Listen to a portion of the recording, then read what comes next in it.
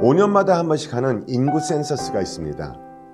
이 인구 센서스에서는 여러 가지를 알아보게 되죠. 남녀의 구성 비율은 어떤지, 그리고 직장을 다니는 사람들은 통근은 어떻게 하고 있는지, 주택 보급률은 어떤지, 그리고 학력은 어떤지 상당히 다양한 것을 조사하게 됩니다. 그렇게 다양한 것을 조사해서 나라가 원하고 국가가 원하는 정책들을 짜나가는 기초적인 자료로 삼게 되죠.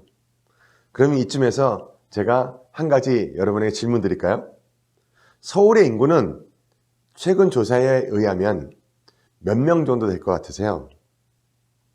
네, 서울의 인구는 977만 6천 명 정도 된다고 합니다. 조금 줄어들었죠? 그전에 들을 땐 1,000만 명이 넘는다고 들었는데 아무래도 인구의 감소 원인도 있고 그리고 위성 도시들이 많이 발달해서 그런 것 같습니다. 이렇게 조사를 자세하게 하게 되는데요. 그러면 성경에서도 그런 조사를 했을까요? 오늘 그거를 한번 알아보도록 하겠습니다.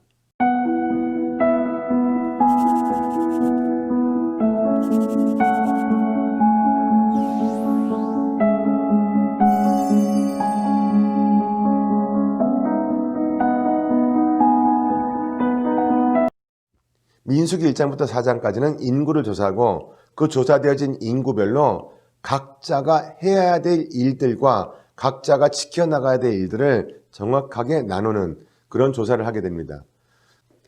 먼저 성경에서 사람들의 숫자를 조사한 이유는 첫 번째 원인은 징집하기 위한 그런 이유에서였죠. 그래서 남자들의 숫자를 세기 시작을 합니다. 과연 이 사람들 중에 이제 한 민족이 되어서 나가야 되겠고 민족이 되어서 한 나라의 견고한 체제를 만들어 가기 위해서는 불가피하게 그 나라를 지켜나가야 되고 누군가의 전쟁 가운데서도 나라를 지키고 부녀자들을 지키기 위한 그런 군대가 필요했겠죠. 그리고 성막을 중심으로 놓고 전진해 나가는데 그것을 지키기 위한 그런 진영도 필요했기 때문입니다. 그래서 인구조사를 했던 이유 중에 첫 번째 것은 징집을 위해서 조사를 했고요. 그 다음에 두 번째로 나중에 가나안 땅에 들어간 다음에 지파별로 그 구역을 나눠서 어느 지파는 이 구역에다가 어느 지파는 이 구역에다가 각각 인구별로 정확하게 땅을 나누기 위한 것이었습니다. 만약에 그냥 12이다 나누기 쉽게 땅을 딱 넣어놓고 12분의 1로 나누었는데 어느 지파는 숫자가 많고 어느 지파는 적대면 상대적으로 숫자가 많은 지파는 인구 비율이 인구 밀도가 높을 것이고요. 그렇지 않고 인구가 적음에도 불구하고 똑같은 땅을 받은 사람들은 인구 밀도가 낮을 것이기 때문에 그렇게 하지 않고 땅을 더 합리적으로 나누기 위한 그런 이유도 있었습니다. 그래서 그렇게 지파별로 나누게 되었죠. 이렇게 나누어진 인구의 총 숫자가 어떤가 한번 자세히 알아보도록 하겠습니다. 르우벤 46,500, 시므온 59,300, 갓 45,650, 유다 74,600, 이사갈 54,400, 스불론 57,400, 에브라임 45,500, 므낫세 32,300, 베냐민 35,400, 단 62,700, 아셀 41,500, 납달리 53,400명, 총 603,550명이었습니다. 그런데 여기서 제외된 지파가 있었습니다. 그것은 바로 레위 지파였죠. 레위 지파는 전쟁에 가담하고 그런 일들의 병역의 의무와 징집의 대상이 아니었기 때문에 그리고 레위 지파는 성막에 관계된 일들을 했어야 됐기 때문에 그들은 거기서 제외가 됐죠. 물론 그들의 숫자를 세지 않은 것은 아닙니다. 그래서 성막을 중심으로 진영을 나누었을 때 이렇게 나누었습니다. 성막 안에는 모세와 아론, 게르손, 무라리, 고앗 이렇게 제사장 지파가 안쪽에 위치하게 되고요. 나머지는 쭉 둘러싸서 12지파가 이와 같은 진영으로 성막을 중심으로 움직이게 됩니다. 그러면 레위 지파는 어떤 서열과 어떤 직무가 있었을까요? 그렇습니다. 레위 지파의 가장 중요한 것은 성막 재료의 운송과 그리고 성막의 전반에 관련된 직무들만을 담당하는 것이 레위 지파의 특별하고 고유한 서열이었고 직무였습니다. 그러면 그들에게는 그것을 어떻게 나누는 그런 원칙이 있었을까요? 레위 지파의 가장 중요한 가문 세 가문이 있었습니다. 게르손, 무라리, 고핫입니다. 이 지파들을 통해서 모세와 아론이 딱 앞에 있고 그 다음에 이 세 지파가 중요한 것을 감당하게 되죠. 게르손 지파는 7,500명 정도 됐습니다. 그들은 성막과 장막의 덮개 그리고 회막의 문장 그리고 뜰 휘장을 관리하게 됩니다. 고핫 자손은 이들보다는 많이 있었습니다. 8,600명인데요. 이들이 굉장히 중요한 것을 감당하게 되죠. 증거계와 그리고 상이라고 한 건 무엇을 이야기하겠습니까? 네, 진설병과 등대 그리고 성막에 있는 기구들을 움직이게 되는 그런 중요한 직무를 감당하게 되었죠.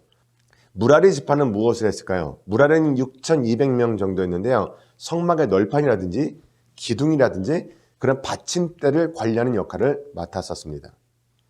오늘 말씀을 읽으시면서 우리가 통찰해야 될 부분을 함께 나눠보도록 하겠습니다. 한 가지를 나눌 텐데요. 하나님께서 정해주신 나의 위치. 오늘 여러분들이 읽으시면서 하나님 이렇게 정확하게 하나님께서는 하나하나 지파마다 인구를 조사하라고 하시고 그 인구에 맞게끔 역할을 분담시켜 주셨구나. 그리고 나서 중간에 성막을 중심으로 움직이게 해주셨다는 거예요. 그러면 오늘 우리들도 내가 가야 될 정확한 위치를 알고 있는가? 내가 있어야 되는 지점은 어디인가? 그 지점을 벗어나서는 안 되겠다는 것입니다. 그리고 내가 가는 길은 항상 성막의 중심에 있듯이 말씀이 내 중심 가운데 있어야 되겠다는 이야기입니다. 과연 하나님의 말씀이 우리 인생의 우리 삶 가운데 중심을 차지하고 있는가? 반드시 그것을 알아보실 수 있기를 바라고요. 그리고 또 한 가지는 내가 있어야 될 위치, 말씀을 중심으로 따라가고 내가 있어야 될 위치, 일상생활 속에서 일어나는 많은 일들 가운데 정말 우리들의 마음을 아프게 하고 우리를 실망시키게 하는 그 일들로부터 영향을 받는 것이 아니라 내 앞에 있는 말씀의 영향을 받고 내가 가야 될 위치를 정확히 깨닫고 갈 수 있다는 것, 그것이 중요하지 않겠습니까? 여러분 오늘 말씀을 읽으시면서 이것을 반드시 통찰하실 수 있게 되기를 바랍니다. 참고사항 알려드리겠습니다. 그렇습니다. 민수기의 인구조사는요, 세금 징수에서 징집 과정까지 이르는 모든 일에 정부를 돕기 위해서 행정적으로 시행한 조치였죠. 그런데 이것은 하나님께서 시키신 거였죠. 하지만 다윗도 인구조사를 한번 했습니다. 근데 다윗의 인구조사는요, 사단의 부추김에 의해서 하게 되었죠. 사단이 왜 부추겼어요? 그렇죠. 너는 왕이다. 네가 얼마나 위대한 백성과 많은 사람들을 데리고 있는지 그런 것을 한번 알고 있어야 되지 않겠느냐? 그런 부추김을 했죠. 교만한 마음을 들게 만든 것이었죠. 때문에 다윗은 그 일로 하나님의 심판을 받았어야 됩니다. 역병의 심판을 받게 되죠.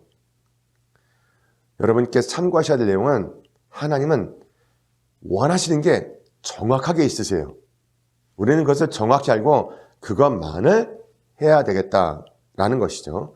오늘 본문에서도 실수하는 사람들, 그것을 하나님께서는 용납지 않으신다는 것을 다시 한번 깨닫게 됩니다. 묵상하실 말씀, 묵상기도 여러분 하고 계시죠? 네, 한 가지만 말씀드리겠습니다. 하나님은 정확하게 각 개인을 돌보십니다. 또한 자신들의 백성이 현재 어디에 소속되어 있는지도 아십니다. 사람들은 속일 수 있습니다. 내가 하나님께 속한 척하면서도 세상에 속한 일들을 하는 사람들이 많이 있죠. 그러나 하나님의 눈은 속일 수가 없습니다. 그분의 계획은 완벽하시고요.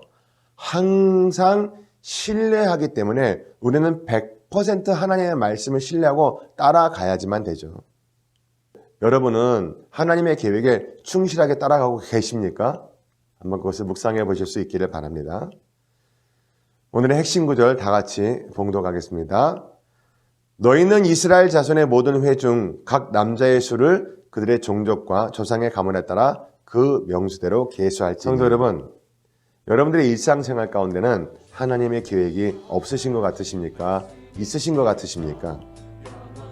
만약에 있다면 그냥 대충 굵직굵직한 계획만 주실 것 같습니까? 자세한 계획을 주실 것 같습니까?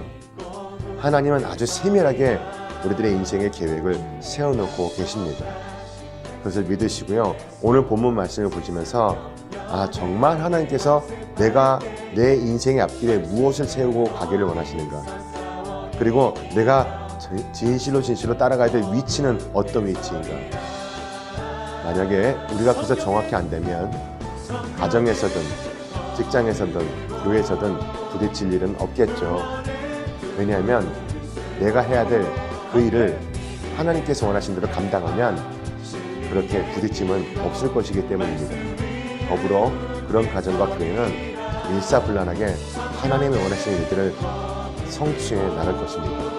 그 일을 위해서 오늘 여러분이 계시는 위치, 여러분이 해야 될 일을 상세하게 주님께 묻고 나갈 수 있는 그런 하루가 되시기를 간절히 부탁드립니다. 감사합니다.